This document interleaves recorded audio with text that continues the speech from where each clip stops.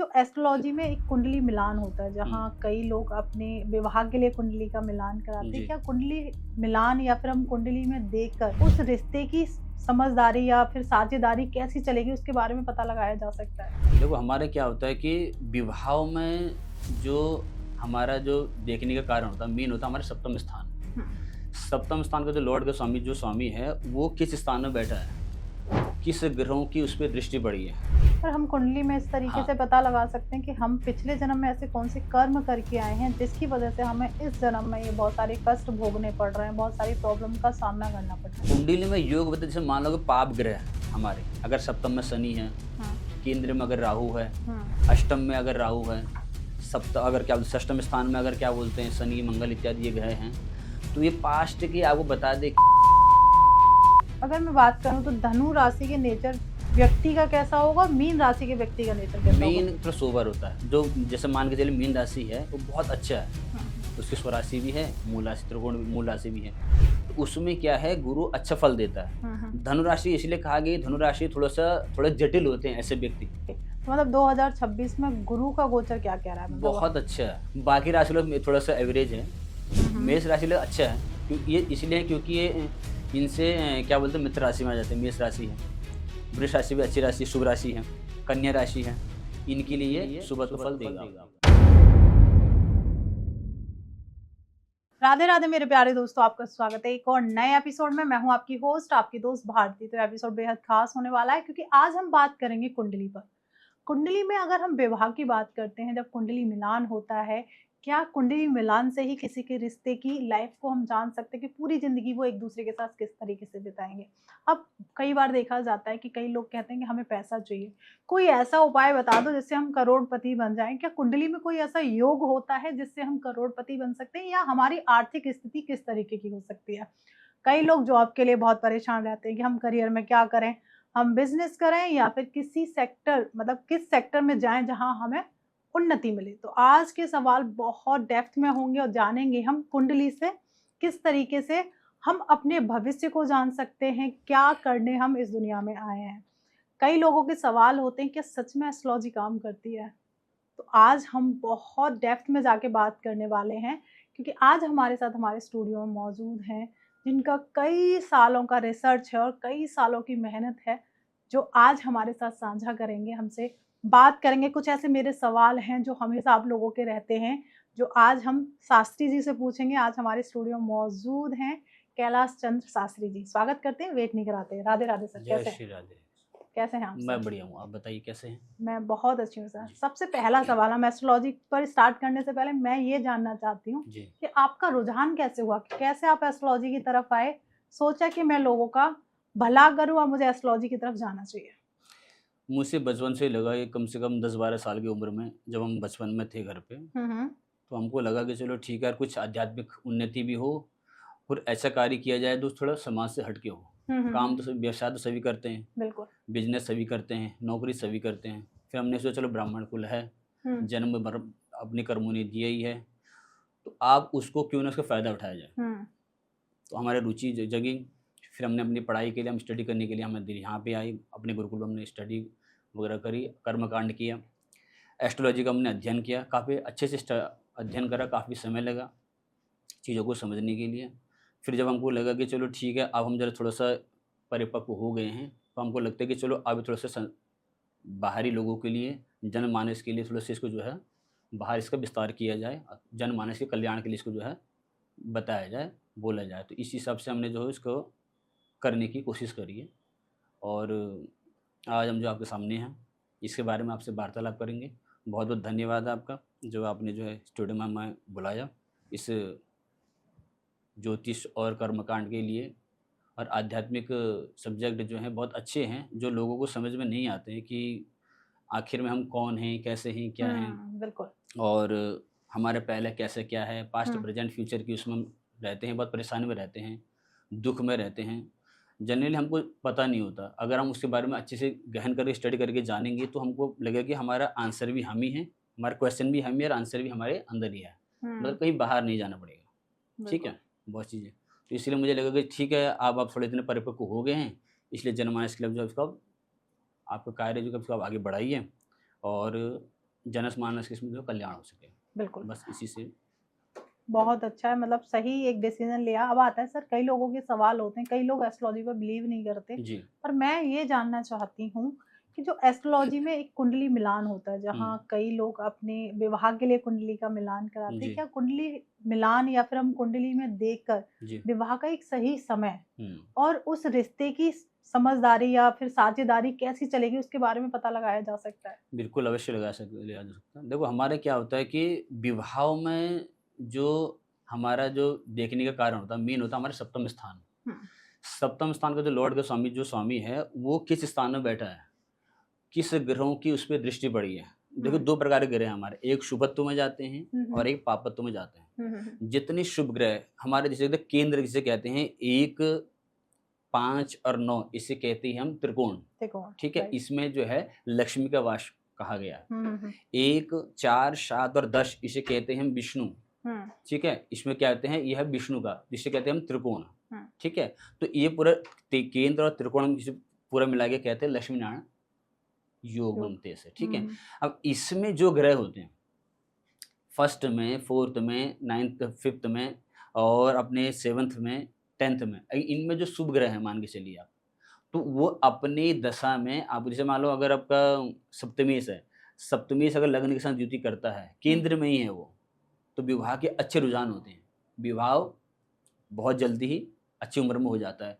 Mostly जो शुभ ग्रह होते हैं हमारे उसमें जो है चंद्रमा है, अगर चंद्रमा पापत्व नहीं है, चंद्रमा हमारा क्या होता है, वह जो है कृष्ण पक्ष की अष्टमी से लेके शुक्ल पक्ष की पंचमी तक जो है क्षीण रहता है। बिल्कुल। मतलब उसको एक तरह का श्राप है वो। हुँ, हुँ, तो अब उसके बाद अगर वो शुभत्व में आते हैं, चंद्रमा आते हैं हुँ, और उसके बाद अगर अच्छी में तो बहुत अच्छी, प्रवीण, चतुर और सुंदर और सौभाग्यवती पत्नी का जो है योग बनता है। हुँ, शुक्र भी वैसे ही है, सुंदरता, वैभव, विलासिता इसका कारक शुक्र है।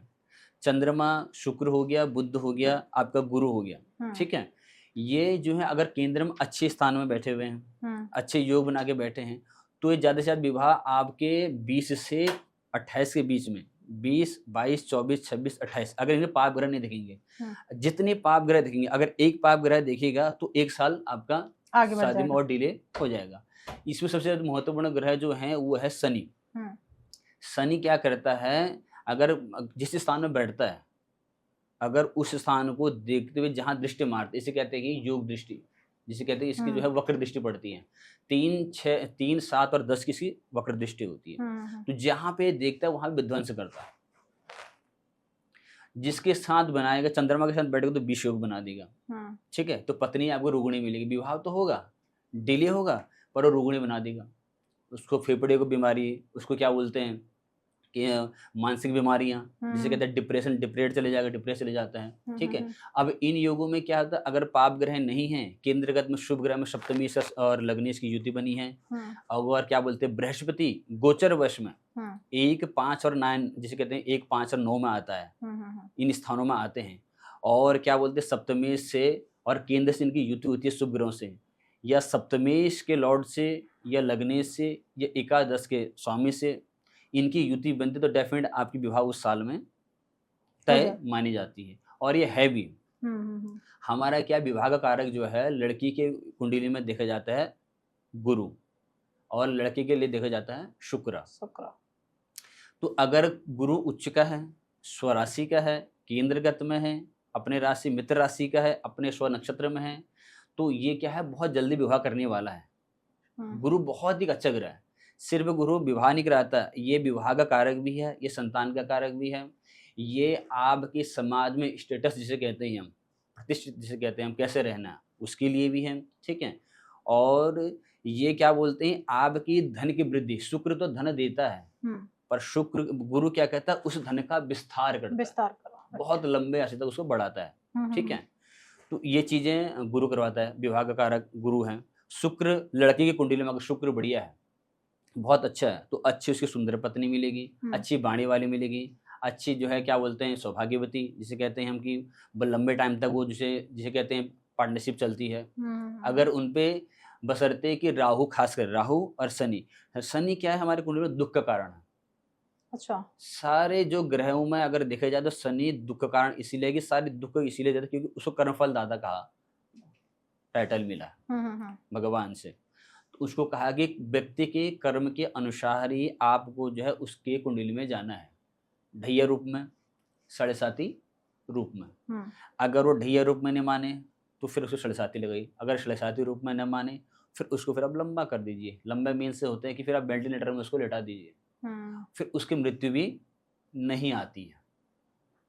ओके, मतलब जो बहुत लंबे समय तक बीमारी से जूझते हैं पर उनकी डेथ नहीं होती। हाँ, एग्जैक्टली। उसमें क्या होता है, शनि क्या है, लंबा रोग का कारक है और हम्म। आयु का कारक है।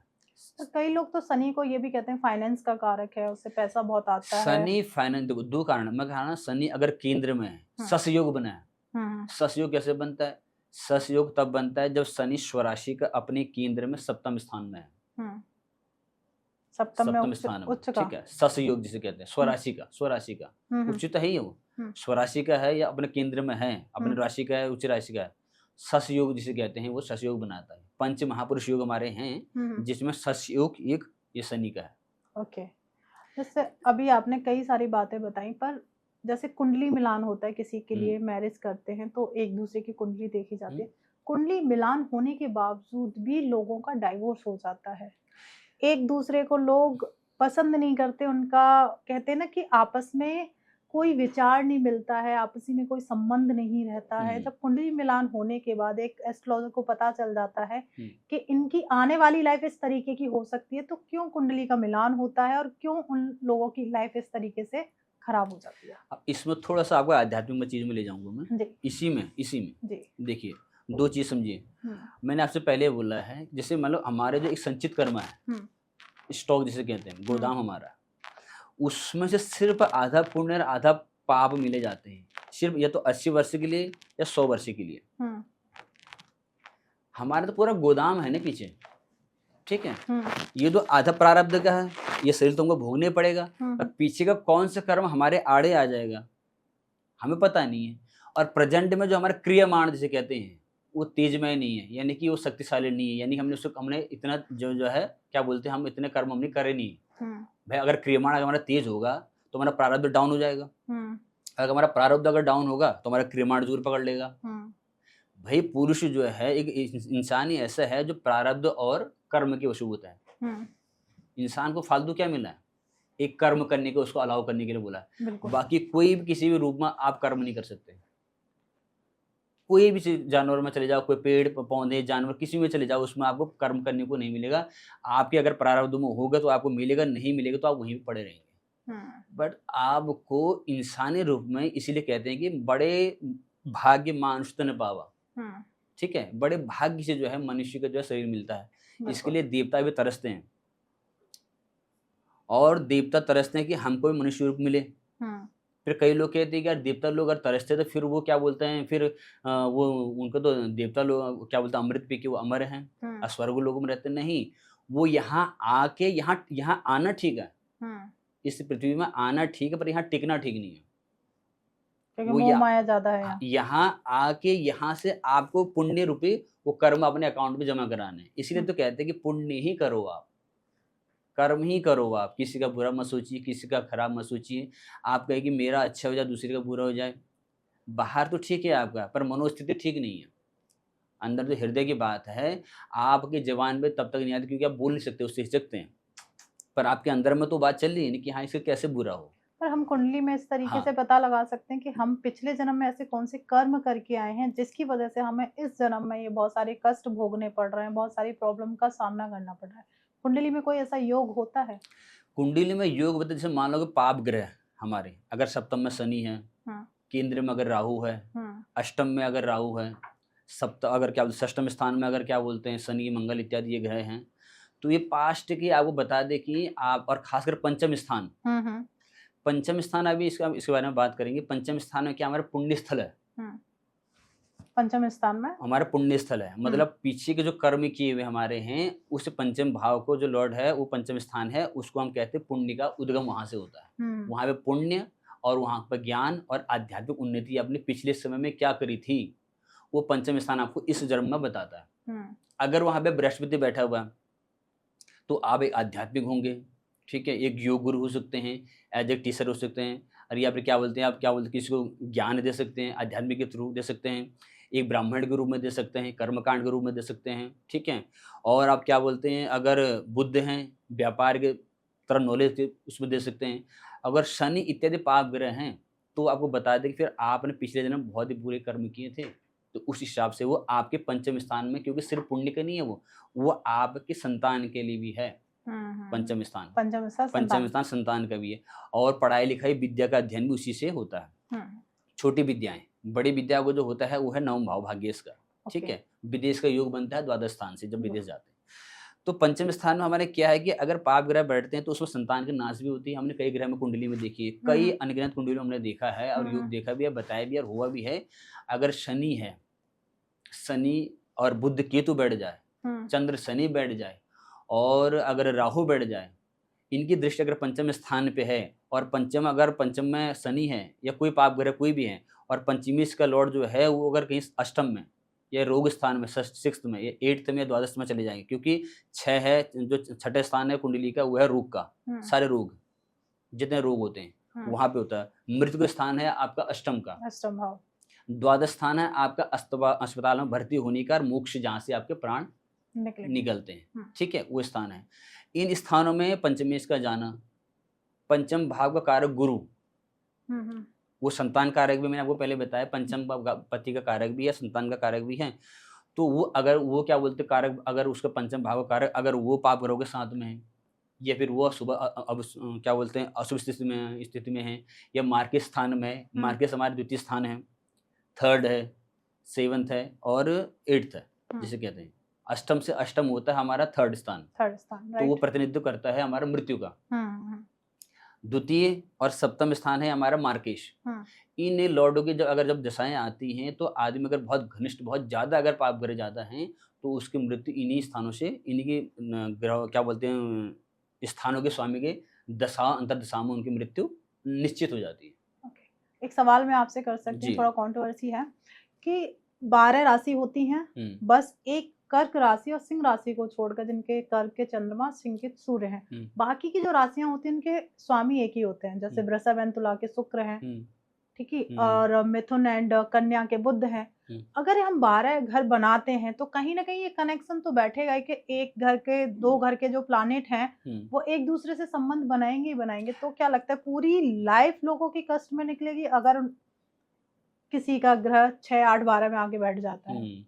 नहीं, देखिए क्या होता है कि मान के चलिए हमारे जैसे आपने कहा कि चंद्रमा जैसे कर्क राशि का स्वामी है, ठीक है, सूर्य सिंह राशि का स्वामी है। उसमें जरूर नहीं कि हर कोई जब पाप ग्रह है वो आपको क्या बोलते हैं, पाप जब अगर पापी जैसे सूर्य है, मंगल है, राहु है, केतु है, आपको शनि है, ये हर जरूरी नहीं है कि हर समय आपको जो है बुरा ये फल देंगे, ठीक है।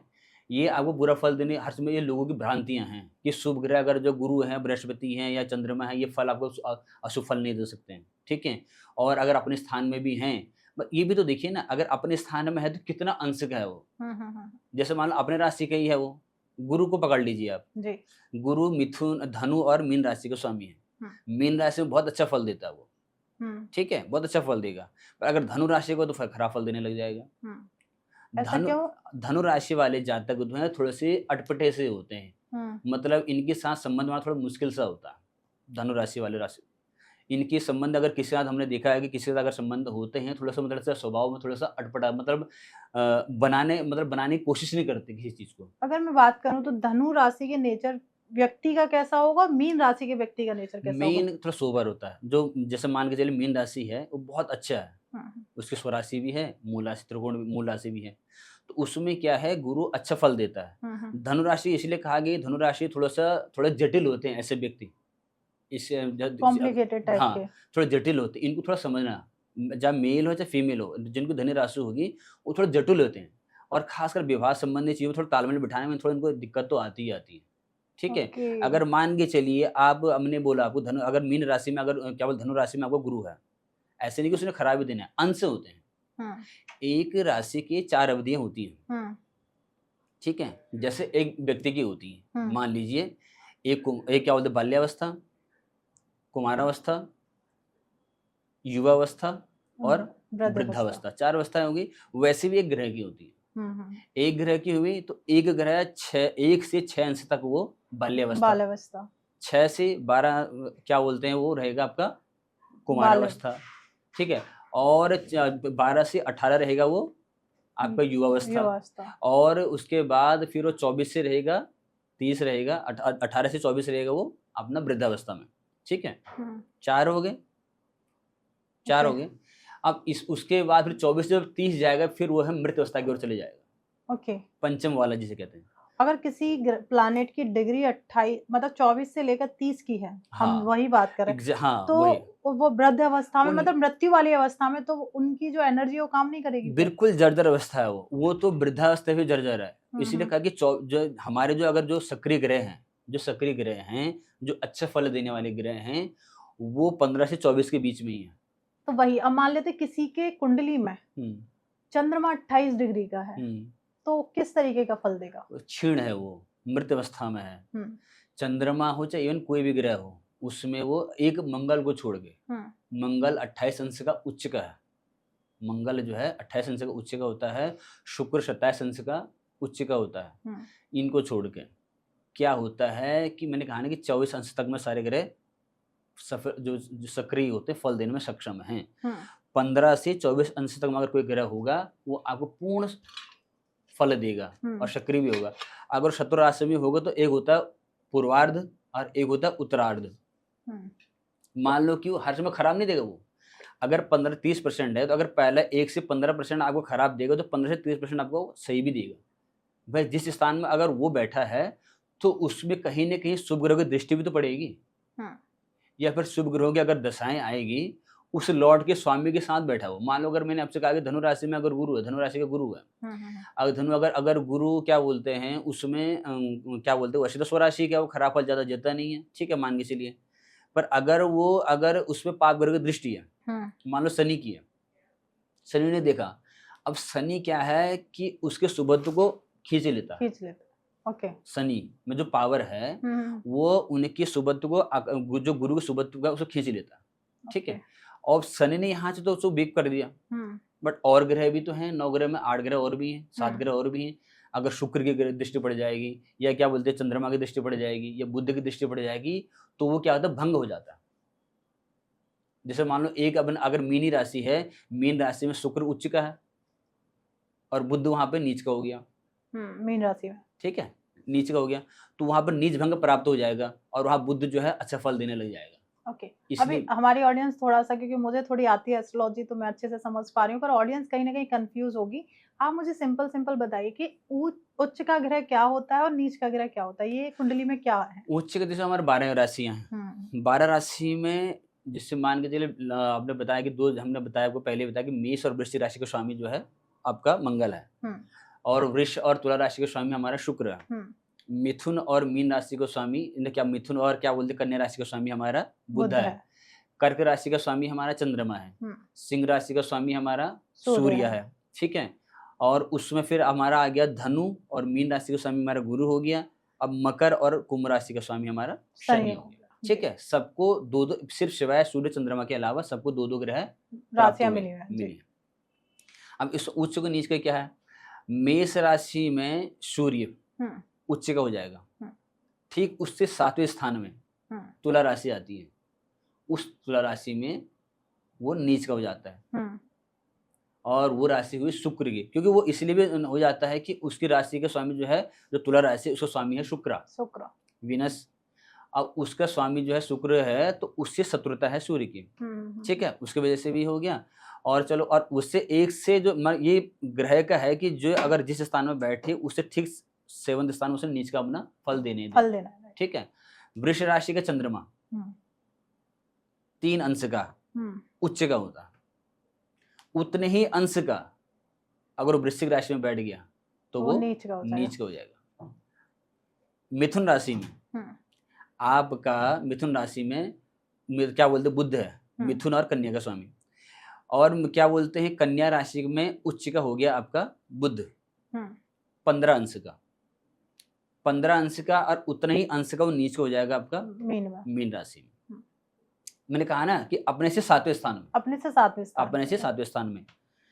अब आपका चंद्रमा हो गया, मंगल है, मंगल आपका कर्क राशि का, मकर राशि का उच्च का हो गया और कर्क राशि का वो नीच का हो गया। ठीक है, 28 अंश में वो जो है उच्च का होता है और उतनी अंश में वो नीच का हो जाता है। ठीक है, शनि है आपका, शुक्र है आपका, शुक्र आपका मीन राशि का उच्च का हो गया और आपका उल्टा कन्या राशि का वो नीच का हो गया। उतने ही राशि में कितने अंश में? 27 अंश में, 27 अंश में। और शनि है, शनि आपका जो है तुला में उच्च का होता है, तुला राशि में जो है उच्च का हो गया और उसके उल्टा में मेष राशि में नीच का हो गया। और कितने अंश में? 20 अंश। ठीक है, ये तो होगा ग्रहों का विस्तार हो गया। इसमें अंश हमारे कुंडली में क्या होता है कि मेन हमारे पॉइंट्स होते हैं वो अंशों से बहुत प्रभावशाली होता है। मान लो अगर किसी का 6 अंश का अगर कोई ग्रह है, कोई भी ग्रह हो, बाल्यावस्था में आप क्या समझते हो किसी को? अगर 4-5 साल का कोई बच्चा है तो वो क्या है रिजल्ट दे पाएगा, फिर क्या है उसमें उतना ज्ञान कितना हो पाएगा? भौतिक विकास नहीं हो पाएगा, उसको तो इतना अनुभव नहीं है बाल्यावस्था में। तो इसीलिए ग्रह भी होते हैं। अगर 6 अंश का है, 10 अंश का है, 12 अंश का है, तो वे क्या करते हैं, अपना फल उतना नहीं दे पाते। ये पूर्ण तब होते हैं जब ये 15 अंश या 24 अंश के बीच में आते हैं मित्र, और उन पे अगर खासकर अपन इस अंश भी हो, और अगर इनके मित्र राशि इन पे और दृष्टि डाल लें तो और पावरफुल हो जाते हैं। ओके। हाँ, इनका ही है। शुभ ग्रह है पाप स्थानों में खराब फल देते हैं। ओके। जैसे 3rd है, 6th है और 11 में तो खैर सब लोग सारे ग्रह अच्छे फल देते हैं। 3, 6, 4, 8, 12 जिसे कहते हैं, इनमें अगर पाप ग्रह होंगे खासकर 3, 6, 11 में तो बहुत पावरफुल होते हैं पाप ग्रह। इसमें सूर्य है, इसमें राहु ले लीजिए आप, इसमें शनि ले लीजिए आप, इसमें कोई भी ग्रह ले लीजिए आप, ठीक है, जो पापी ग्रह हैं। और अगर इसमें शुक्र अगर उल्टे अगर शुभ ग्रह आ जाएंगे तो फिर वो जो है थोड़े डाउन हो जाते हैं, क्योंकि वो जो पाप ग्रह है, जो पाप स्थान है, उनको शुभ को जो खींच लेते हैं। ये अभी जैसे गोचर चेंज हुआ है 2 जून को, गुरु का गोचर, अभी गुरु उच्च राशि में है, तो हम एक डिस्कस कर रहे थे मैरिज को लेके। जिन लोगों की मैरिज डिले हो रही है, मैरिज नहीं हो रही है, क्या लगता है 2026 में जिनकी सभी की प्रॉब्लम चल रही है मैरिज में, उन सबकी मैरिज हो जाएगी? सबकी तो अभी नहीं कह सकती हैं, पर हाँ जो मेन जो राशि है, जैसे कर्क राशि में आने के बाद अगर है तो वो खासकर मेष राशि वालों के लिए, वृष राशि वालों के लिए और कन्या राशियों के लिए बहुत अच्छे योग है। ये विवाह के लिए भी है। अगर आप नौकरी अगर क्या बोलते चेंज करना है, आपके भाव हैं कि हमको नौकरी चेंज करनी है, कुछ नया कुछ करना है, अपना बिजनेस करना है, उसके लिए है, उसमें कर सकते हैं। कुछ नया इनोवेशन करना, कुछ भी कर सकते, क्रिएट करना है, उसमें कर सकते हैं। तो इन चीज़ों के लिए बहुत अच्छा योग है, खासकर मेष राशि वालों के लिए, आपको वृष राशि वालों के लिए, कन्या राशि वालों के लिए ये बहुत अच्छी योग है। ओके, तो मतलब 2026 में गुरु का गोचर क्या कह रहा है? बहुत अच्छा है इन राशियों के लिए, इन राशियों के लिए भी। बाकी राशियों के लिए सर? बाकी राशि लोग थोड़ा सा एवरेज है। मेष राशि लोग अच्छा है, क्योंकि ये इसलिए क्योंकि ये इनसे क्या बोलते हैं मित्र राशि में आ जाते हैं। मेष राशि है, वृष राशि भी अच्छी राशि, शुभ राशि है, कन्या राशि है, इनके लिए शुभ तो फल देगा अपना। क्या बात है। अब आता है लोगों का सबसे पहला सवाल, आपके पास भी आते हैं कुंडली दिखाने, सब पूछते हैं हमारी आर्थिक स्थिति कैसी है, क्या हमारी कुंडली में कोई धन योग है या नहीं है, क्या सच में कुंडली में कोई धन योग होता है जिससे उनकी आर्थिक स्थिति की प्रेडिक्शंस की जा सके? बिल्कुल होती है जी, बिल्कुल होती है। हमारा सेकंड लॉर्ड जो जैसे सेकंड स्थान हमारा होता है धन संचय का, फर्स्ट से सेकंड जी, धन, कुटुंब, परिवार, वाणी, चेहरा, इस सब का स्थान जो है हमारा सेकंड स्थान है। धन का संचय कैसे करना है ये सेकंड स्थान आपको सेकंड लॉर्ड का स्वामी बताएगा, कहाँ है उसकी स्थिति बताएगी। पैसा कहाँ से आएगा, कैसे मार्ग से आएगा और क्या बोलते कितना आएगा, ये आपको एकादश स्थान यानी कि 11th स्थान आपको बताएगा, वो बताएगा। उसका लॉर्ड कहाँ बैठा है, किस पे उसकी दृष्टि है, ये बताएगा। अगर इन स्थानों में पाप ग्रह बैठा हुआ, शनि ग्रह बैठा हुआ है, शनि क्या है, धन को संचय नहीं होने देता। खासकर अगर सेकंड स्थान में धनी बैठा है तो धन को संचय नहीं होने देता, इकट्ठा नहीं करने देता। और अगर मान के चलिए अगर सेकंड स्थान का स्वामी, एकादश स्थान का स्वामी, ये अगर द्वादश स्थान में चले जाए, द्वादश से अगर द्वितीय से अगर द्वादश में चले जाए तो ये दरिद्र योग बनाता। द्वितीय द्वादश में और द्वादश द्वितीय में आ जाए तो इसे कहते हैं दरिद्र योग। मतलब राशि परिवर्तन, मतलब घर चेंज कर लेना। मतलब लास्ट हमारा जो स्थान है व्यय का है, जो 12th स्थान हमारा है, व्यय का 12वां भाव जो है व्यय है, जिसे कहते हैं खर्चा। खर्चा। इसमें रोग, शोक, इसमें अस्पताल, इसमें सारी चीज़ों का सारा लेखा-जोखा सब स्थान इसी में लास्ट एंड है ना ये हमारा ये, इसी में। तो सारे खर्चे इसी से होते हैं। तो अगर द्वादशी से अगर सेकंड स्थान में आपका आ जाएगा, तो फिर कहाँ से धन संचय होगा? क्योंकि सारी चीज़ें आपको सारे गलत चीज़ों में पैसे वो जाएगा, धन आपका इकट्ठा ही नहीं होगा। एकादश स्थान का स्वामी जो है, लॉर्ड जिसे कहते हैं, वो अगर 6th में हो, 8th में हो, रोग स्थान में हो, तो भी वो क्या बोलते हैं दरिद्र योग बनाता है। षष्ठ एकादश में चले जाए, एकादश अष्टम में चले जाए, इनका क्या, इनमें पाप ग्रह नहीं होने चाहिए। अगर द्वितीय स्थान का स्वामी केंद्र में है, शुभ ग्रह जैसे गुरु है, शुक्र है, बुध है, चंद्रमा अगर छेड़नी है तो उसके साथ, अगर उसके साथ में केंद्र में है, तो इनके साथ अच्छा योग बनाता है, तो वो ऐसा व्यक्ति अपने साथ प्रारब्ध के साथ ही धन लेके आता है।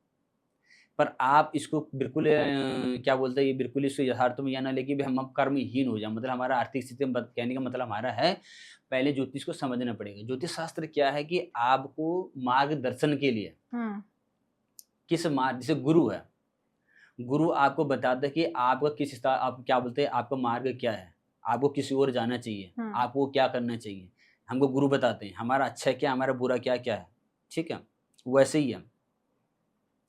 तो इसमें क्या है, सेकंड स्थान में अगर हमारे पाप ग्रह आ जाते हैं, मान के चलिए शनि आ गए, राहु आ गए, मंगल आदि इत्यादि ग्रह आ गए हैं, और द्वितीय से अगर मान लो षष्टम अष्टम में चले गया, तो धननाश पहले से वो अपना योग बना के आएगा।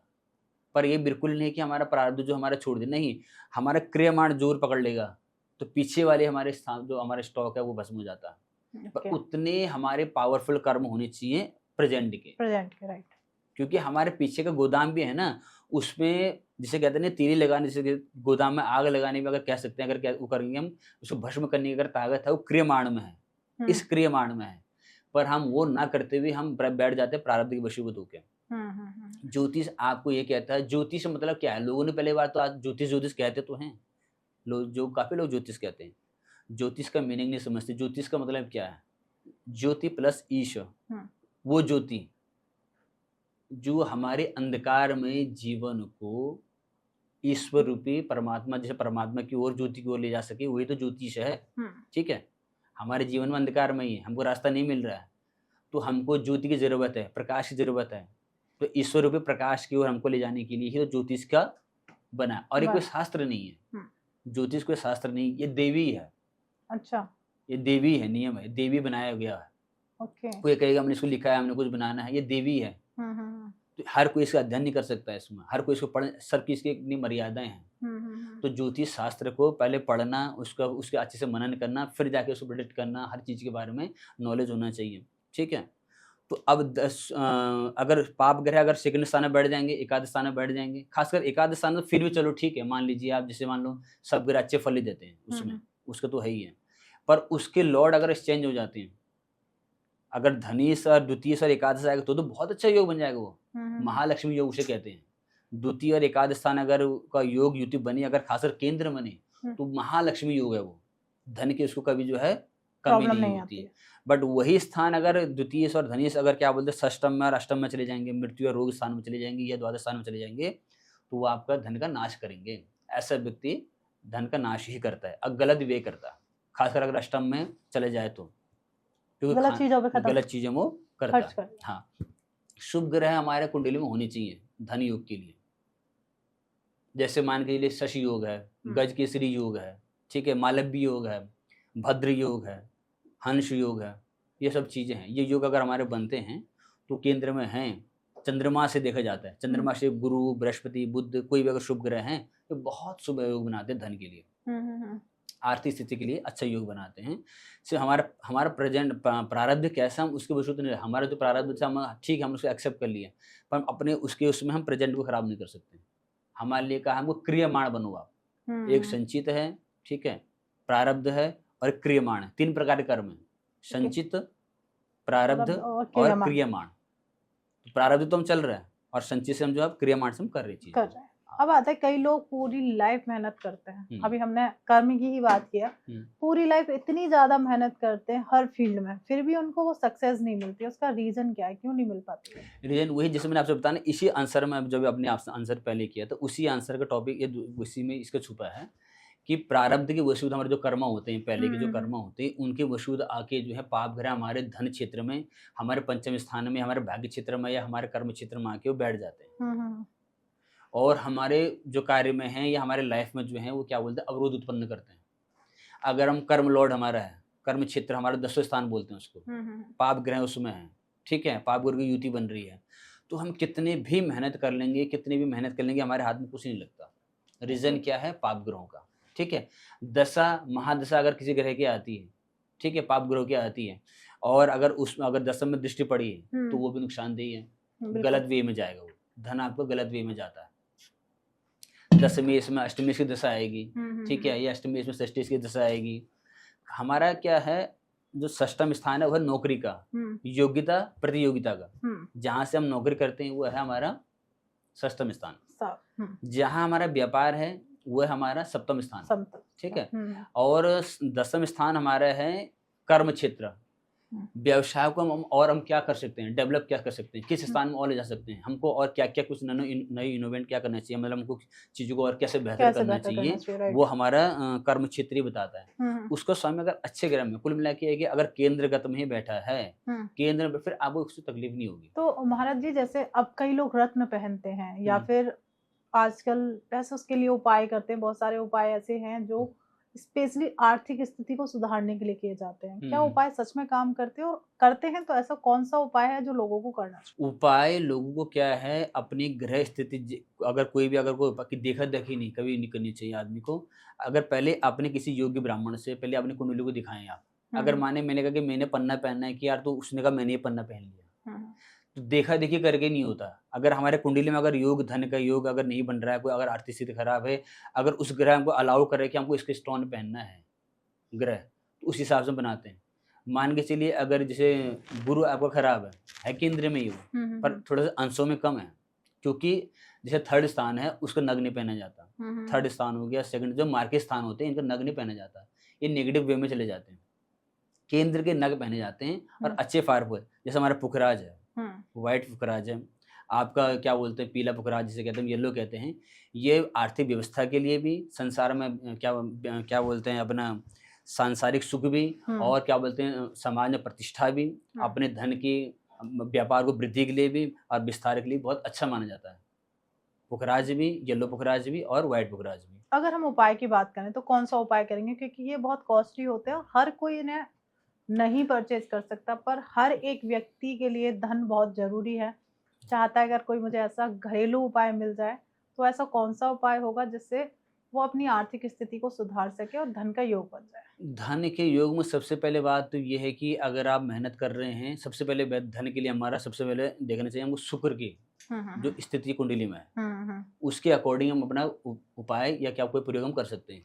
अगर वो बहुत ज़्यादा नीची स्थिति में है, बहुत ज़्यादा खराब स्थिति में है, ठीक है, तो इसका मतलब प्रारब्ध पीछे से ही जो है वो चलता आ रहा है, ठीक है, प्रेजेंट भी उसने अभी पीछे नहीं छोड़ा, तो हमको मेहनत करनी है। हाँ, छोटे मोटे जो उपाय होते हैं वो हम करवा सकते हैं। हाँ, अगर अच्छी स्थिति में, थोड़ा बहुत अच्छी स्थिति में है, ठीक ठाक है, शुक्र की उसमें स्थिति है, तो उसमें उपाय मतलब ये है कि शुक्र का उपाय होता है। ओके, कौन सा उपाय है? शुक्र उपाय में ये होता है कि मान के चलो हमारे उसमें शास्त्रों में बताया गया, कर्मकांड में बताया गया कि उसमें बहुत अच्छा उपाय है कनकधारा स्तोत्र का पाठ।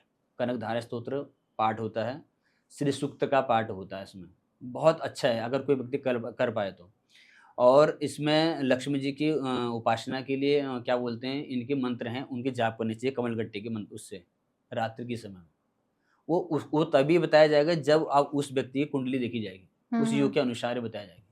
तो अगर ऐसे व्यक्ति, अगर किसी को लगता है कि हमारा शुक्र, हमारा बीनस खराब है या हमारा गुरु खराब है, तो शुक्रवार को क्या बोलते लाल आसन लें रात्रि के समय में, सुबह नहीं, रात्रि से किसी भी शुक्रवार से रात्रि को लाल आसन लीजिए, कमलगट्टे का क्या बोलते हैं माला लीजिए, उसमें भगवती के आगे 108 की माला होती है, उसमें मंत्र होता है ओम श्रीम ह्रीम श्रीम कमले कमलाले प्रसीदा प्रसीदा, ओम श्रीम ह्रीम श्रीम महालक्ष्मी नमः, ये मंत्र भी है। एक मंत्र और है ओम श्रीम ह्रीम क्लीम त्रैलोक्य महालक्ष्मी अस्माकं दारिद्र्यं नाशय, अस्माकं दारिद्र्यं नाशय प्रचुर धनम देहि देहि स्वाहा। ये मंत्र भी है, बहुत अचूक मंत्र हैं ये शुक्र के। उसमें पर शुक्र का क्या होता है कि उसमें पवित्रता का ध्यान देना पड़ता है, शुद्धता का ध्यान पड़ता है। आसन शुद्ध होने चाहिए, व्यक्ति का आचरण शुद्ध होना चाहिए, सात्विक भावनाएँ घर के अंदर होनी चाहिए, लक्ष्मी इसी चीज़ों में प्रवेश करती है। ओके। और उसमें अगर वैसे तो संस्कृत में है ये, पर अगर ऑडियो में सुन सके या फिर किसी से अच्छे योग ब्राह्मण से इसको क्या बोलते हैं पाठ करा सके, कनकधारक स्तोत्र एक बहुत अचूक जिसे कहते हैं आदिगुरु शंकराचार्य ने जिसे कहते हैं इससे सोने की वर्षा कराए थे। अच्छा। कनकधारक स्तोत्र पाठ से वाह। सोने की वर्षा हुई थी। बहुत अचूक इसका माना जाता है और बहुत कठिन भी है। अंगम हरे पुलकभूषणमाश्रयन्ति, ये बहुत अच्छा श्लोक भी है पर बहुत हार्ड भी है। अगर आप नहीं पढ़ पाते हैं तो आप योग ब्राह्मण द्वारा उसका पाठ करा सकते हैं घर में, या फिर ऑडियो द्वारा सुन सकते हैं, जैसे आपको उचित लगता है। कायदे से ये है कि ब्राह्मण के द्वारा ही आपको जो है वो पाठ कराना चाहिए। शुक्रवार के दिन में, जैसे मान लो दीपावली आदि पर्व है, अमावस्या पूर्णिमा तिथि है, इन तिथियों में, ये अष्टमी तिथि में है, या शुक्रवार के, अगर खासकर शुक्रवार की अष्टमी पड़ जाए, बहुत अच्छा योग शुभ योग माना जाता है ये। तो इसमें पाठ करें, इसीलिए धन के जो बहुत ज़्यादा पर धन के योग जो हैं आपके जो मार्ग प्रशस्त हो जाएंगे। साथ साथ में जो राहु और केतु हैं, आप हम भूल जाते हैं कि धन लेने के लिए हम शुक्र के तो पाठ कर रहे हैं, या हम क्या बोलते हैं उनके लिए विपाक तो कर रहे हैं, पर जो धन को रोका टोकी करते हैं, आवागमन में जो परेशानी जो बाधक बनती है, सबसे ज़्यादा अगर कोई ग्रह है वो राहु और केतु का ही इसमें जो है सबसे बड़ा रोल है। सबसे बड़ा रोल उन्हीं का है। किसी भी चीज़ व्यवधान करते हैं राहु केतु कराते हैं, तो उनके उपाय होते हैं।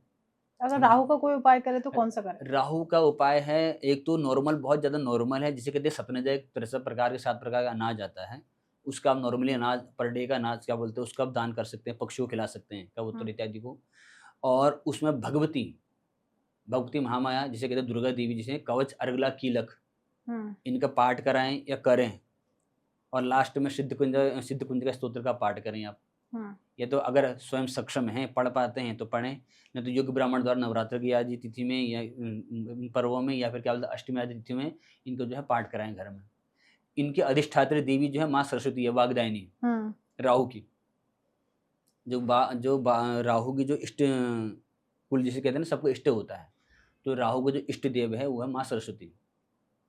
और सरस्वती जगह जो मंत्र है, सरस्वती महाभागे विद्या कमल लोचने विद्या रूपी विशालाक्षी विद्याम देही नमोस्तुते, ये भगवती का विद्या देने का है।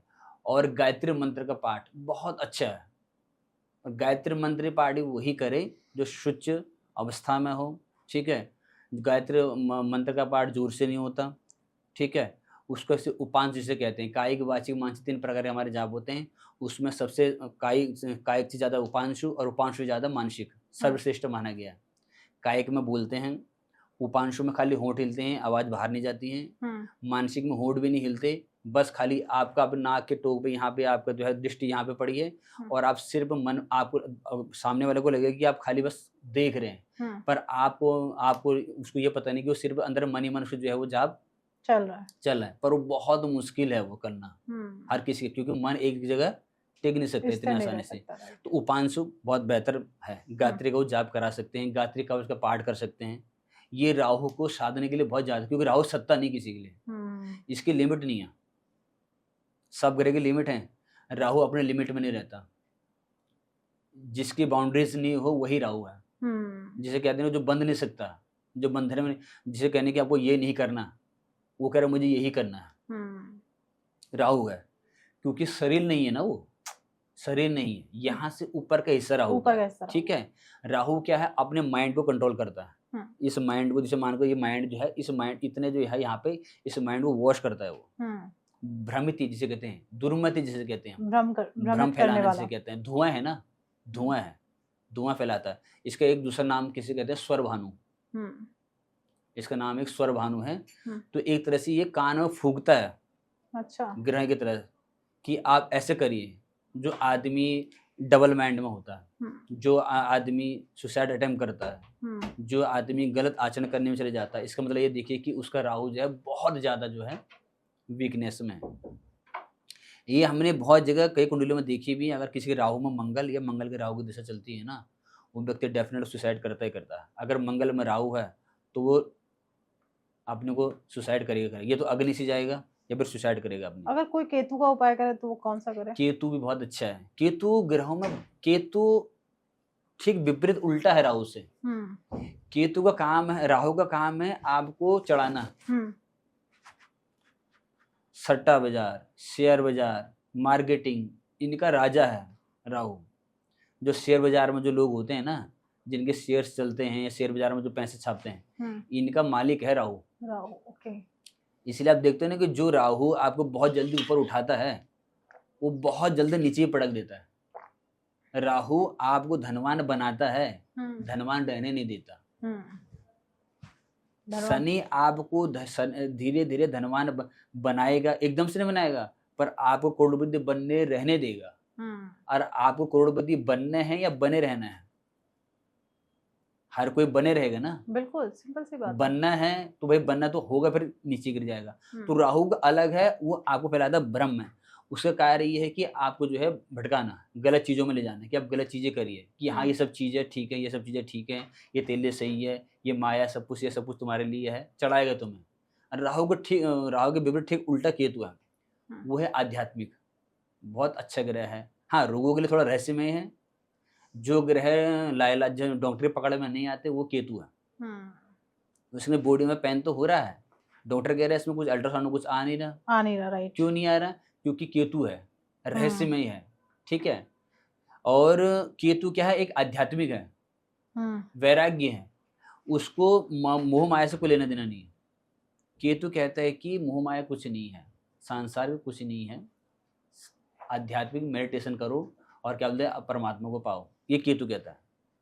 पुत्र कारक है केतु। वैसे तो नपुंसक ग्रह में आता वो, पर पुत्र कारक योग उसको शास्त्र बताते हैं, फल दीपिका वगैरह भृगु संहिता बताते हैं कि वो जो है पुत्र कारक भी है। ध्वजा जिसे कहते हैं ध्वजा केतु, जो एकदम ध्वजा घरों में लगाते हैं या मंदिर के ऊपर ध्वजा लगाते हैं, केतु लगाते हैं, केतु पताका, वही केतु पताका है। ध्वजा घर की ध्वजा लहराए हमारी, तो वही केतु है। इसके उपाय भी हैं। केतु के लिए आप गणेश अथर्वशीर्ष का पाठ कर सकते हैं, गणेश भगवान का गणेश अथर्वशीर्ष का पाठ कर सकते हैं, गणेश चालीसा का पाठ कर सकते हैं। ठीक है। और इसके उपाय छोटे छोटे, जैसे राहु के लगभग 70 जगह हम अनाज दान करते हैं, वो अनाज इसका हम दान करा सकते हैं। और जो बाहर जो बेसहारा जिसे कहते हैं, राहु के तो लगभग सिमिलर ही है ये। तो जैसे मान लो कि बाहर जो अपंग हैं या क्या बोलते जो जिसे नीचे टाइप में जैसे रहते हैं, रोड में रहते हैं, साइड में रहते हैं, या क्या मजदूर लोग रहते हैं, ये शनि राहु केतु इन तीनों को हैंडल करने वाले हैं। अपंग हैं, अपाहिज हैं, मजदूर हैं, सेवक हैं, कोई भूखे हैं, कोई प्यासे हैं, कोई कोढ़ी है। खासकर राहु केतु बहुत प्रभावशाली इन पे होते हैं, पर हम लोगों को क्या लगता है, हमको थोड़ा अजीब लगता है उन पे। ये उनके लिए राहु केतु बहुत अच्छे रहते हैं। ओके। अब आता है लोगों को करियर में प्रॉब्लम आती है।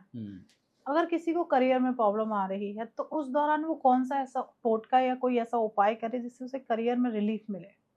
तो करियर में देखो ऐसा है ना, वो डिपेंड करती है आपके दशा और अंतर्दशा पे। मैंने पहले कहा ना, देखो करियर में आपको देखो अगर आपको स्विच ऑन ऑफ द आदमी को होता है, जैसे मान के चलिए मैंने आपसे पहले बताया कि हमारा जो है हमारा जो षष्ठम स्थान है वो है नौकरी का। ठीक है।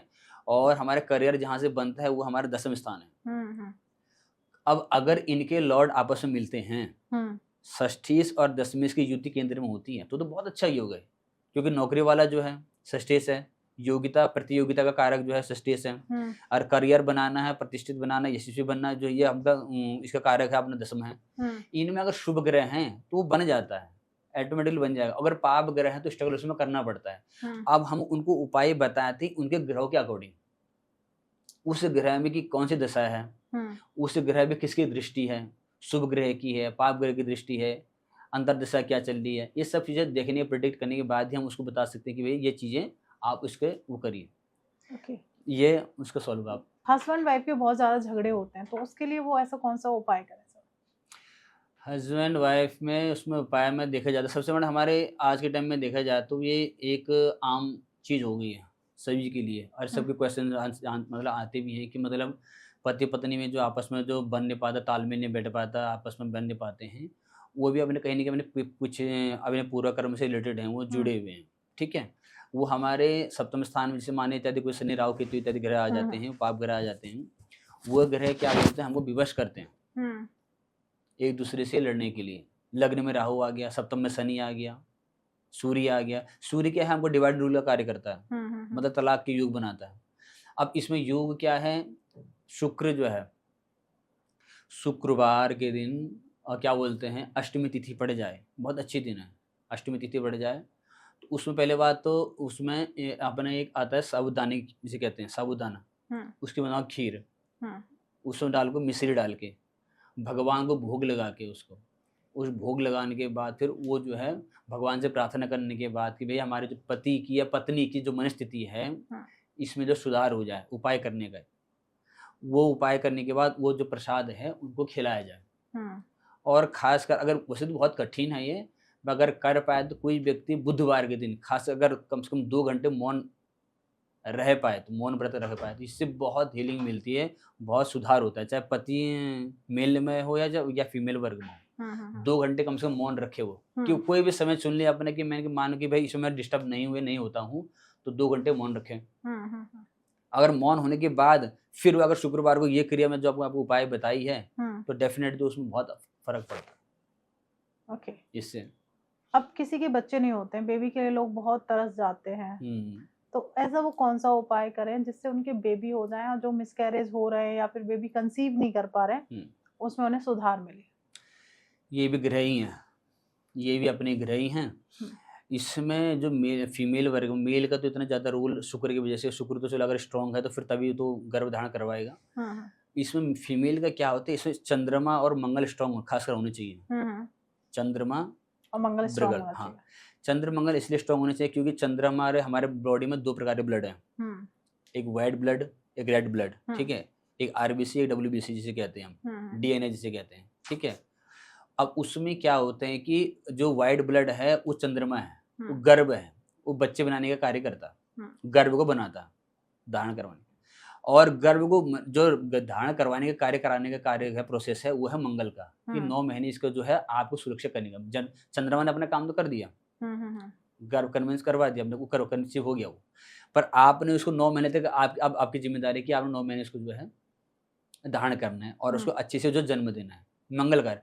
चंद्र मंगल किसी भी योग के लिए ठीक नहीं होते। चंद्रमा मंगल की दृष्टि बन जाए, चंद्र मंगल एक साथ कहीं बैठ जाए, तो ये किसी भी रिश्ते के लिए ठीक नहीं माने जाते भावना तरह से, क्योंकि मंगल जो है उत्साहित है, उसमें हमेशा ऊर्जावान है, साहसी है, वो हमेशा तेज में रहता है कि मुझे एक चीज़ करना है, करना है, करना है, बहुत तेज रहता है, उत्साह में रहता है, ऊर्जावान है। और चंद्रमा क्या है, मन का कार्य के साथ साथ में भावनाओं का भी अधिपति है, उसमें भावनाएं ज़्यादा हैं। और भावनाओं में और उससे क्या बोलते हैं उसमें उत्तेजित में, दोनों में आपस में मिलन नहीं होता। एक उत्तेजित है और एक भावना से व्यक्त है, तो वो दोनों रिश्ते के लिए भी है, भाई बहन के लिए मंगल में, चंद्रमा माता मौसी इत्यादि बड़े परिवार के लिए, इनके लिए रिश्तों के लिए देखा जाता है, तो इनमें अलग करता है, अलगाव स्थिति करता है। अब आपने उपाय के लिए बताया है, अगर कोई पाप ग्रह बैठे होते, पाप ग्रह तब कंसीव तभी नहीं कर पाता जब पंचम में कोई पाप ग्रह बैठे हो, राहु है, शनि है, सूर्य है, अगर इनके पंचम लॉर्ड पे दृष्टि पड़ी हुई, अगर नीच का हो तो ये क्या बोलते हो, बच्चा कंसीव नहीं कर पाता। सप्तम स्थान हमारे गर्भ का, निश्चित जिसे कहते हैं, वस्तु जिसे हम कहते हैं, इनके स्वयं अगर शुभ है तो ठीक है। अब उपाय के लिए क्या सबसे बेहतर उपाय बताया गया इसमें कि इसमें गोपाल मंत्र, ओम देवी कुशद गोविंदो वासुदेवो जगतपति देहि में तनेम कृष्ण त्वाम हम शरणम गतः। एक मंत्र ये क्या बोलते हैं, गोपाल संतान मंत्र का एक ये है मंत्र है, और एक गोपाल शस्त्र नाम का पाठ भी होता है। इसमें एक अचूक और एक जिसे कहते हैं हरिवंश पुराण का, जैसे हमने आपको पिछले उसमें बताया था कि कनक धारा स्तोत्र का पाठ जिसे उपाय के लिए बताया गया, उसी लिए संतान पक्ष के लिए हरिवंश पुराण का पाठ बहुत अचूक है। आदमी इसको करें, हरिवंश पुराण का पाठ करें, और क्या बोलते हैं सामने लड्डू गोपाल जिसे कहते हैं हम, जिसे हम बाल मुकुंद कहते हैं, एक अच्छे रेशमी कपड़े में या अच्छे स्वच्छ गुलाबी कपड़े में, पीले वस्त्र में, येलो वस्त्र में उनको बैठा के पति पत्नी का जोड़ा आसन में बैठें, और कम से कम 108 की एक माला जिसे कहते हैं, एक माला दोनों डेली करें, शुक्रवार के दिन संतान गोपाल मंत्र का जाप करें, गुरुवार के दिन करें। देवी कुशद गोविंदो ओम देवी कुशद गोविंदो वासुदेवो जगतपति देहि में तनेम कृष्णा त्वामहम शरणम गतः, ये कृष्ण का जो है मंत्र है, अचूक मंत्र है ये, इसका जाप करें और हरिवंश पुराण का जाप करें, पुराण का पाठ करें, खासकर महिला वर्ग में, क्योंकि पुरुष वर्ग तो चलो उस समय बाहर अपनी व्यवस्था के कारण में हो सकते हैं, पर अगर कोशिश करें, अगर दोनों जोड़ा अगर एक साथ पाठ करें तो उससे बहुत जल्दी इसके परिणाम हमने किए भी, हमने स्वयं भी करा है इसको, हम दूसरों को हम्म, बताएं कि हमने स्वयं करा है इसको, और हमने स्वयं लोगों को रिजल्ट दिए हैं इससे, इस पाठ के करने से। क्या बात है, ये हम्म, बहुत खूबसूरत। हम्म, अब आते हैं कई लोगों के पास, जैसे अब हमेशा कुंडली की बात हो रही है या हम कुंडली को लेके बात करें, हम्म, कई लोगों के पास टाइम नहीं होता, उन्हें हम्म। सही डेट ऑफ बर्थ नहीं पता कि मेरी डेट ऑफ बर्थ ये तिथि बता दी थी, उस टाइम की थी, पर उन्हें सही टाइम और डेट ऑफ बर्थ नहीं पता। उस दौरान क्या करना चाहिए? ऐसे भी लोग आते हैं कुंडली दिखाने। आते हैं, बिल्कुल आते हैं, आपने सही प्रश्न किया। इसमें क्या है, किसी लोगों को अगर मान लो कुंडली नहीं है, क्या उनकी नादानी की वजह से समझ लो, या फिर क्या बोलते हैं उनकी उस समय उन्होंने लिखा नहीं है, कुछ भी उन्होंने भूल गए हैं, तो हुँ, अब हर किसी को एक लगता है कि हाँ, हमारे कुछ एक चीज़ है तो हम उसको जानना चाहते हैं, कि आखिर हमारे उसमें पत्रिका में क्या है। कुंडली वही है, कुंडली के मीन से ये होता है कि आपस में जब सामने मिरर देखते हैं, दर्पण देखते हैं, मतलब अपने को देखना, अपने को ये देखना, अपने बारे में जानना, तो हर किसी की जिज्ञासा रहती है। उस समय क्या होता है, इसमें काम करता है प्रश्न कुंडली। हुँ, प्रश्न कुंडली क्या है कि व्यक्ति जिस समय हमसे प्रश्न पूछ रहा है हुँ, कि पंडित जी हमारे विवाह नहीं हो पा रहा, हुँ, हमने उस समय का तुरंत समय देखना होगा। वही सन जो चल रहा है, अगर 2026 में पूछा है कि किसी ने, मान लीजिए उदाहरण के लिए किसी ने पूछा है कि पंडित जी हमारा विवाह नहीं हो रहा, हुँ, हुँ, हुँ, डेट आज ही का मान लीजिए, हुँ, आज का डेट है, आज ही का दिन है, और इसी समय पूछा है 2026 में, हुँ, उसी को हम लौट करेंगे और उसी को हम लिखेंगे और उसी की कुंडली बनाएंगे, हुँ। और वही कुंडली उसकी बनेगी, अच्छा, उस व्यक्ति की। वही व्यक्ति की कुंडली, वही कुंडली बनेगी जो उसके पहले डेट ऑफ बर्थ के बावजूद नहीं बन पाई थी। ओके। ये सबसे बेहतर और आसान तरीका प्रश्न कुंडली से। सिर्फ़ प्रश्न कुंडली से आप सिर्फ़ विवाह के इत्यादि बारे में नहीं बता सकते, प्रश्न कुंडली से आप किसी का धन कैसे कहाँ चला गया, हुँ, किसका पैसा चोरी हो गया, किसके पास है, हुँ, किस हुँ, व्यक्ति ने लिया, बूढ़ा था, वो जवान था, मेल था, फीमेल था, हुँ। सामान टूटा था, सामान अच्छा था, सामान घर के अंदर है, बाहर है, अच्छा। कितने दूर चला गया, ये सब चीज़ें देखी जाती हैं। ये भी प्रश्न कुंडली, ये सबसे ज़्यादा अगर देखे जाए तो प्रश्न कुंडली इसके लिए बहुत ज़्यादा उपयोगी है। क्या बात है। हाँ।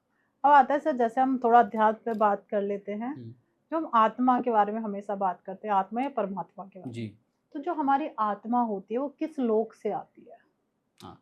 आत्मा का हमारे कुंडली में हमारे जो जैसे केंद्र स्थान होते हैं, हुँ, पिछले समय में आत्मा किस लोक से ट्रैवल करके यहाँ आई है, हुँ, और उसका उस समय क्या भाव था, क्या स्थिति थी, हुँ, दयनीय स्थिति थी में उसने प्राण छोड़े हैं, या फिर वो सुगम में गया।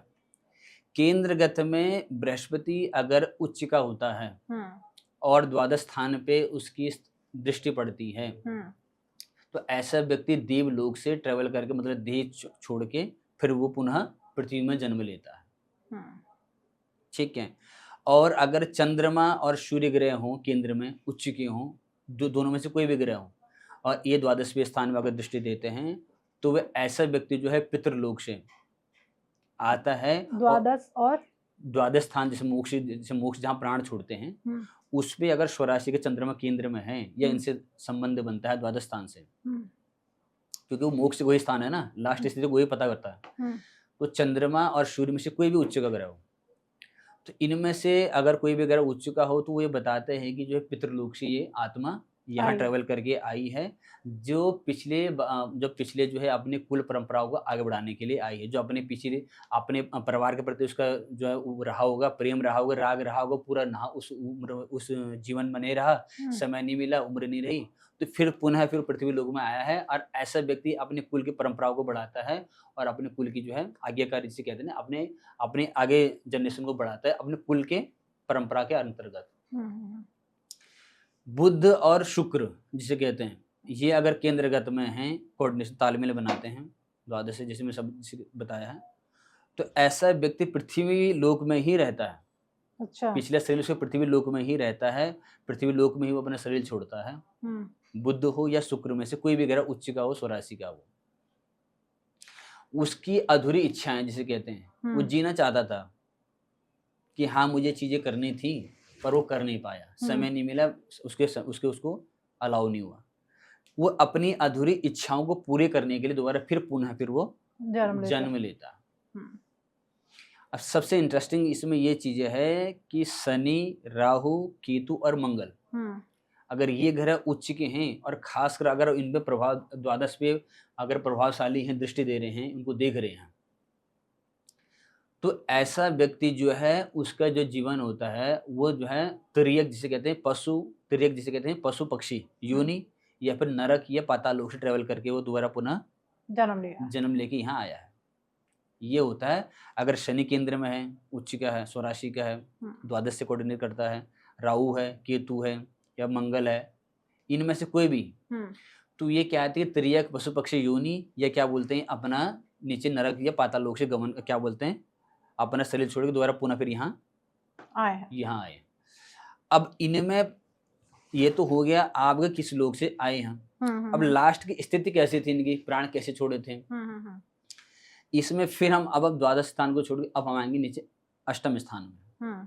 अष्टम स्थान हमारा मृत्यु का। अष्टम स्थान पे दृष्टि हो गुरु की,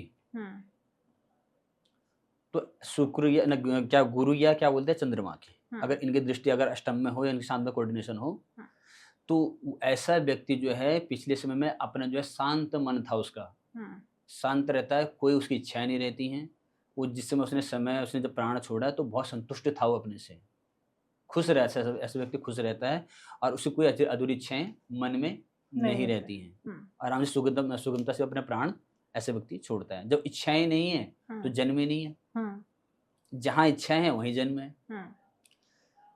अब इसमें क्या है, अगर केंद्र में बुध या शुक्र हैं बैठे हुए हैं, अगर ये अष्टम से तालमेल बनाते हैं, अष्टम को देखते हैं, तो ऐसा व्यक्ति अपनी जो है इच्छा में कहते हैं अपने आदत जो जिसे कहते हैं वे जो है पृथ्वी लोक में जिसे कहते हैं कुछ अधूरी इच्छाएं जिसे कहते हैं जो पूरी नहीं कर पाया हो, ठीक है, पूरी करने आया था, ठीक है। अब सुगमता से हो गया, और शुक्र और बुध ने अगर इसमें अगर अष्टम के साथ तालमेल बैठता है बनता है और अष्टम स्थान में ये देखते हैं तो इनका जो है कोऑर्डिनेशन बनता है, तालमेल बनता है। ऐसा व्यक्ति जिसे कहते हैं कि पृथ्वी लोक से आता है, मतलब है रहता पृथ्वी लोक में है और अच्छे सुगंध से प्राण छोड़ता है और उसमें ज़्यादा कष्ट उसको नहीं मिलते हैं, मतलब नॉर्मल जिसे कहते हैं कि ये भी नहीं कह सकते कि बहुत ज़्यादा उसने जो है स्ट्रगल करा हो प्राण के लिए कि छोड़ने के लिए, हाँ बस कुछ मन की इच्छा उसमें अतृप्तियाँ रह जाती हैं जो पुनः जन्म लेने उसको पड़ते हैं। मतलब मैं थोड़ा सा जानना चाहती हूँ केंद्र का संबंध अष्टम से या अगर वहाँ ग्रह बैठे हुए हैं उनकी हम प्रेडिक्शन? नहीं कि अष्टम का जो केंद्र में जो ग्रह है जो शुभ ग्रह है, जिसे कोई मैंने अब शुक्र जैसे मैंने अभी बताया ना गुरु को बताया, गुरु, हाँ, तो अगर दृष्टि देते हैं अष्टम स्थान में तो शुभ ग्रह है, शुभ गुरु हो गया, चंद्रमा हो गया, अष्टम से अगर अष्टम के स्थान को देखते हैं क्योंकि मृत्यु स्थान है ना, तो पिछले शरीर छूटा कैसे उसके लिए वहाँ बैठे हुए ग्रह से कोई मतलब नहीं है। बैठे हुए ग्रह मतलब अगर पाप ग्रह बहुत ज्यादा तो पता चलेगा नहीं कि मतलब इसमें प्राण कैसे छोड़े, बहुत ज्यादा कष्ट में होंगे, तो अगर उन पर दृष्टि देंगे, अगर शुभ ग्रह की दृष्टि पड़ेगी तो ठीक है। अब मान लो चलो अगर शनि है, राहु है, केतु है, मंगल है, ये अष्टम के स्थान को देखते हैं तो अगर जो व्यक्ति आता है वो बहुत ही कष्ट में जीवन, उसका जो जीवन होता है अंतिम समय जो है बहुत मतलब जिसे कहते हैं एक आज के समय जिसे कहते हैं बहुत कष्ट में मतलब उससे प्राण निकलते हैं और अचानक से खासकर राहु अगर है तो अचानक एक्सीडेंट में उसकी मृत्यु होती है। ओके, अगर एक सौम्य ग्रह और एक पाप ग्रह अष्टम को देखें फिर सौम्य ग्रह पाप ग्रह में उसमें देखो जो फिर उसकी वो देखे जाते हैं कि उसके अंश कितने हैं, डिग्री जिसे कहते हैं।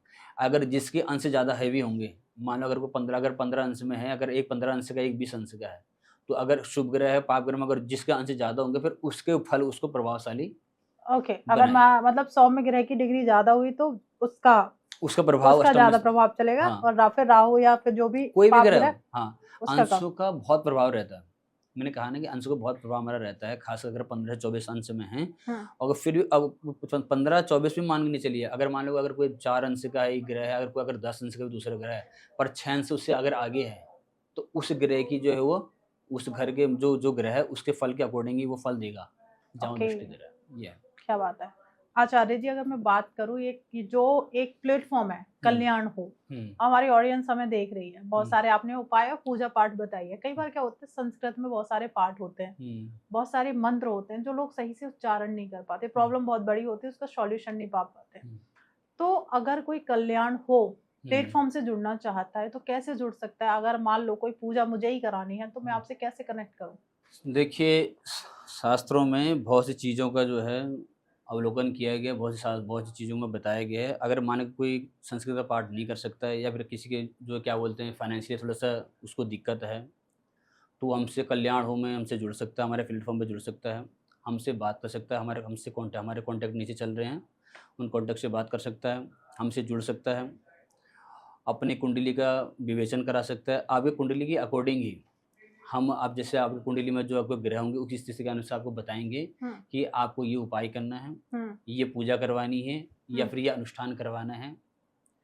अगर अनुष्ठान करवाना है, वो क्या करवाना है? अब उसमें शब्द क्या है, ये धन मनी प्रॉब्लम्स हैं, ये विवाह संबंधित क्वेश्चन हैं या फिर क्या बोलते हैं आपका और कुछ घरेलू और चीज़ें हैं। उसमें आपको यथाशक्ति हुँ, यथोचित उपाय बताया जाएगा, हुँ, ठीक है? अनुष्ठात्मक हमारे अनुष्ठान होते हैं, ग्रह पूजन होती है, वास्तु शांति होती है, न न न क्या बोलते हैं अपना नग धारण कराए जाते हैं, ग्रहों के अकॉर्डिंग कराए जाते हैं, ठीक है? कौन सा रत्न आपको सूट करेगा, ये तभी हम विवेचन कर पाएँगे जब आपकी कुंडली हमारे पास आएगी। हम उसका क्या बोलते हैं विवेचन करेंगे, हम उसको देखेंगे, उसके बाद हम बताएँगे कि इसका ये उपाय है। ओके। हमसे जुड़िए, कल्याणों में प्लेटफ़ॉर्म में आप जुड़िए और हमारे जो नंबर है नीचे उन नंबर पे कॉन्टैक्ट करें, अपनी कुंडली का विवेचन कराएँ और यथोचित जो है उसका लाभ पाएँ और उसी हिसाब से जो है आपके उसके उपाय बताएँगे कि कैसे आपको अपने सुख समृद्धि के लिए, आपके घर-बार के लिए, अपने व्यापार के लिए, धन के आगमन के लिए कैसे आपको जो उपाय बताए जाएँ, तो आप पहले कल्याण हो प्लेटफ़ॉर्म पे जुड़ें, हुँ, ठीक है? अब उस मैं बोल हिसाब देती हूँ। हाँ। तो एक ऐसा प्लेटफॉर्म है कल्याण हो, बात आती है कि कई लोग समझ नहीं पाते, बहुत सारे उपाय आजकल आप जैसे ही फ़ोन खोलेंगे बहुत सारे उपाय आते हैं कि आप शुक्र को मजबूत करने के लिए ये उपाय कर लीजिए या फिर कोई तांत्रिक टोटका अगर आपके ऊपर हो रखा है तो उसका उपाय ये कर लीजिए।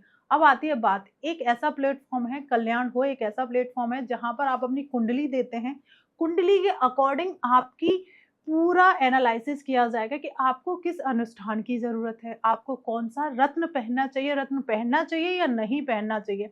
आपके लिए कौन-सा मंत्र ज़रूरी है? आपके लिए घर में बैठकर आप किन मंत्रों का उच्चारण कर सकते हैं? अगर आप मंत्र नहीं कर पा रहे हैं, आप कोई अनुष्ठान नहीं कर पा रहे हैं, आप कोई पूजा-पाठ नहीं कर पा रहे हैं, तो इस प्लेटफ़ॉर्म पे बहुत सारे ऐसे लोग जुड़े हुए हैं, ऐसे शास्त्री लोग जुड़े हुए हैं, जो आपका अनुष्ठान, जो आपकी पूजा बहुत अच्छे तरीके से करेंगे। आपको कोई भी प्रॉब्लम नहीं आएगी। बस आपको अपनी डेट ऑफ बर्थ, सही टाइम, सही प्लेस आपको देना है, उनसे बात करनी है, अपनी प्रॉब्लम बतानी है कि लाइफ में प्रॉब्लम चल क्या रही है, आपको सॉल्यूशन क्या चाहिए। तो बहुत आसान है, स्क्रीन पर नंबर शो हो रहे हैं, उन पे कॉल करिए, कल्याण हो प्लेटफ़ॉर्म से जुड़िए, अपनी हर एक प्रॉब्लम का सॉल्यूशन आपको ईज़िली मिल जाएगा। और ये एक ऐसा पॉडकास्ट है जहाँ हमने काफ़ी डेप्थ में बात की है कि बहुत सब लोग कहते हैं एस्ट्रोलॉजी बहुत आसान है। जैसे आपने ये पॉडकास्ट भी देखा होगा, बहुत मायने रखते हैं, 9 प्लैनेट हैं, 9 प्लैनेट कहाँ बैठे हैं, किस स्थिति में बैठे हैं, हर स्थिति में बैठने के बाद उसका जो परिणाम होता है वो चेंज होता है। जैसे हमें शास्त्री जी ने बताया है, बहुत अच्छे से एक्सप्लेन किया है। अब आपके मन में बहुत सारे सवाल आए होंगे कि ये चीज़ हमारा प्लैनेट तो यहाँ बैठा हुआ है, हमारा राहु यहाँ बैठा हुआ है, हमारा केतु यहाँ बैठा हुआ है, क्योंकि अब तो हर कोई इज़िली अपनी कुंडली खोल लेता है। तो जो भी आपके मन में सवाल, प्रश्न, विचार जो भी आ रहे हैं, कमेंट बॉक्स खुला हुआ है, भर-भर के कमेंट करिए, उसका टीम कल्याण हो टीम की तरफ से आपको मिलेगा ही मिलेगा। और प्लीज़ ये बहुत ही फ्री ऑफ कॉस्ट ये एक ऐसा चैनल है जहाँ बहुत सारी नॉलेज आपको मिलने वाली है, तो प्लीज़ चैनल को सब्सक्राइब कर लीजिए, सही मुहूर्त है चैनल सब्सक्राइब करने का। और thank you so much Shastri ji, जी, बहुत अच्छा लगा आपसे और आपने इस आपकी और आपकी टीम ने एक ऐसा प्लेटफ़ॉर्म तैयार किया है जहाँ लोगों को ईज़िली अपनी प्रॉब्लम का सॉल्यूशन मिल जाएगा। और मिलते हैं अगेन फिर से, जी। फिर एक नए एपिसोड में कुछ नया लेके आएँगे, कुछ नई चीज़ों पर चर्चा होगी, हर एक प्रॉब्लम का सॉल्यूशन कल्याण हो प्लेटफ़ॉर्म पर मिलने वाला है। राधे-राधे।